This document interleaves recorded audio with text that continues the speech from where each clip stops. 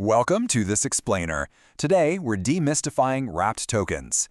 You can think of them as the vital passports that allow your crypto to travel securely across the completely isolated islands of the blockchain world. If you've ever wanted to know how the plumbing of decentralized finance actually works without drowning in technical jargon, well, you're in exactly the right place. Let's dive right in. So, the author of our source text mentions that his dad actually asked him, but is it still real Bitcoin? And honestly, it's a brilliant question. It perfectly highlights the core dilemma we're looking at today. It's what we call the island problem.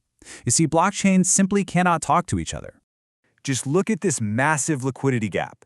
You've got Bitcoin sitting at a mind-boggling $1.2 trillion market cap, but it's completely cut off from Ethereum's booming DeFi ecosystem, which holds about $80 billion in total value locked.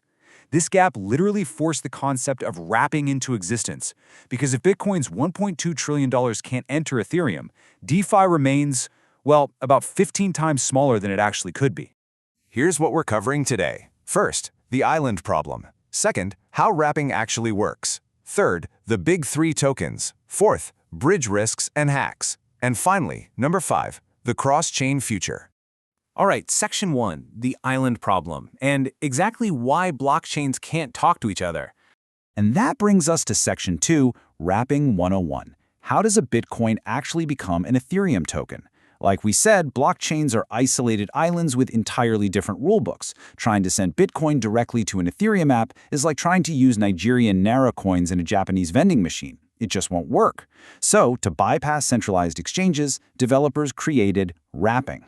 Think of a wrapped token, kind of like a casino chip. You know the drill. You walk into a casino with $100 in cash, but they don't let cash on the playing floor. So you swap your cash at the cage for casino chips. You play, you win, and then you go back to the cage to swap those chips back for real cash. Wrapped tokens act as perfectly backed one-to-one casino chips for blockchains. The Bitcoin is your cash, and the wrapped Bitcoin, or WBTC, is the casino chip that actually works inside the Ethereum casino. So how does this happen mechanically? It's a process called lock and mint. First, you send your real Bitcoin to a custodian's vault, like BitGo. The custodian waits for about an hour, or 6 confirmations, just to ensure it's absolutely secure. Once verified, a smart contract mints exactly one brand new wrapped Bitcoin right to your Ethereum address. Your original asset is securely locked, and its perfectly backed representation is created on the new chain. Now, to unwrap it, the whole process simply goes in reverse in a burn and release cycle.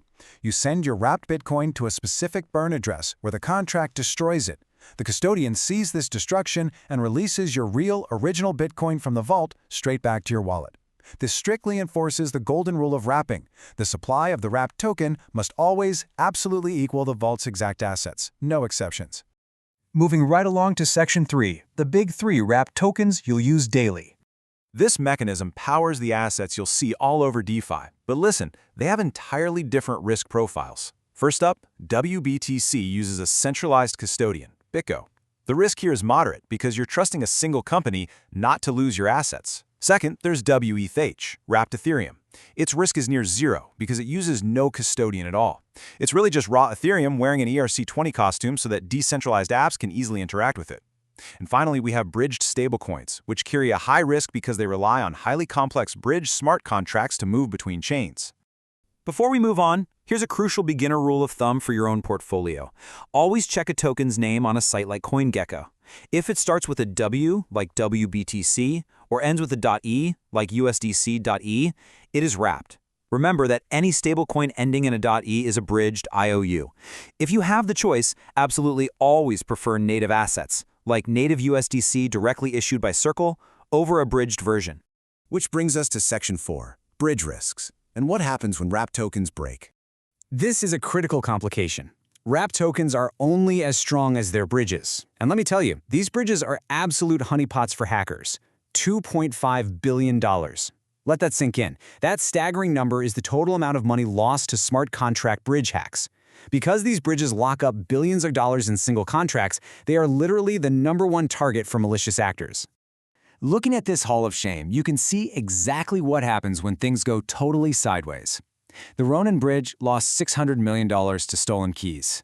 Wormhole lost $325 million to a bug that let a hacker mint Ethereum out of thin air. No way, right? And Nomad lost $190 million due to a simple copy-paste code error. When the underlying vault is compromised like this, the wrapped token you're holding on the other side instantly becomes completely unbacked. And that leads us directly to a DPEG. This is when your supposedly safe token completely fails to trade at its one-to-one value.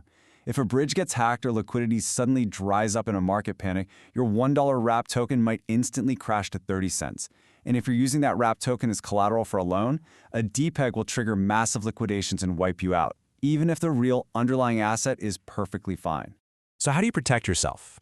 You explicitly run any new bridge through this beginner safety checklist. Ensure the total value locked is over $500 million, and it's been alive for more than a year. Look for at least 3 audits. Make sure it has decentralized validators, not just one guy in a basement. And always look for verifiable one-to-one proof of reserves. If a bridge fails 2 or more of these tests, do not use it for more than $100. Period. Finally, Section 5, the cross-chain future, and going beyond wrapped tokens. Because wrapping is ultimately a risky, kind of temporary hack to fix isolated blockchains, the tech is rapidly evolving. We are moving toward a future where wrapping disappears entirely. Solutions like Circle's CCTP or omni-chain protocols like Layer 0 and Stargate were completely behind the scenes. They send secure cross-chain messages that allow you to swap your native Ethereum directly for native Solana on the other side, without ever touching or holding a vulnerable wrapped IOU token. So what does this actually mean for you? Well, over the next year or two, stick to the tried and true WBTC, WETH, and native USDC. By 2025 and 2026, start actively adopting those omni-chain swaps. And looking past 2026, expect something called chain abstraction. Wallets are going to hide all of this plumbing from your view entirely, seamlessly bridging and swapping in the background with just one click. It's going to be a lot like how you don't need to understand internet protocols just to use a web browser. But until that fully abstracted future arrives, you really need to understand the pipes. As you navigate DeFi today, take a look at your own portfolio and ask yourself this vital question. Are your tokens natively safe, or are they just an IOU wearing a costume? Knowing the difference is exactly how you stay ahead of the curve and ensure you never get caught holding the bag when a bridge inevitably breaks. Thanks for tuning into this explainer. Go check those wallets.